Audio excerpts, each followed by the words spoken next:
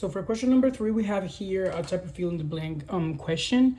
Where we have to draw the different structures either for reagents or products, and we have to indicate a major and minor in the case of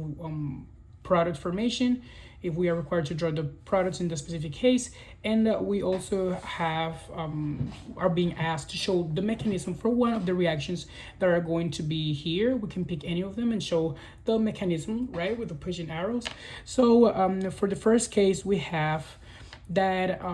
the sulfonic group right here is going to be lost in this specific case. So for this reaction, we know that if we put the sulfonic group attached to the benzene under heat conditions and acids, then we're going to actually be able to remove the sulfonic group, which is going to happen right here, and also giving us water and sulfuric acid. So for the second question, we had a very straightforward one. We know that in chlorination, in presence of AlCO3,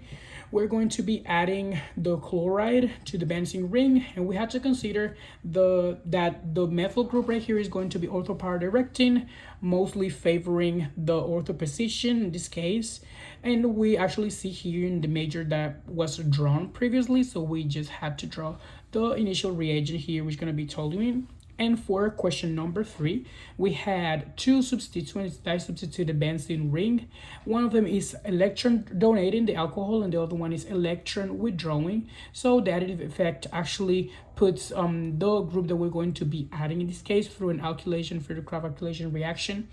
in the meta position with respect to the nitro groups and the ortho position with respect to the alcohol. So if we undergo this reaction, which actually I selected to draw the mechanism for, we have first the drawing here that indicates that it's going to be for this specific position, as the additive effects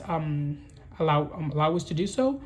And here we have step number 1, the formation of the electrophile. Basically, this chloride is going to take electrons from the alkyl ring, the alkyl chain, and are going to be pulled away by the negative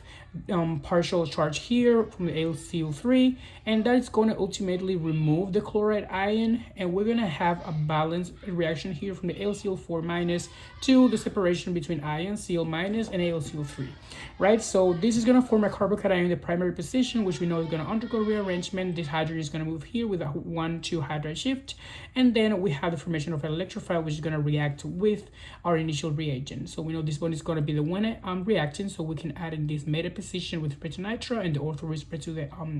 hydroxide, and then we know that the nucleophilic attack is going to take effect with the addition here, with the substitution, and we're going to then go with the third step, which is going to be the rearomatization, where the chloride is going to attack this hydrogen, and then the electrons are going to be transferred to form a double bond, which is going to stabilize my benzene ring with the rearomatization. And we have secondary product formation with the HCl and HCl3 being recovered as a catalyst, as we expected from the question number 3 up here. So this is how we would solve this type of fill in the blanks question in this case.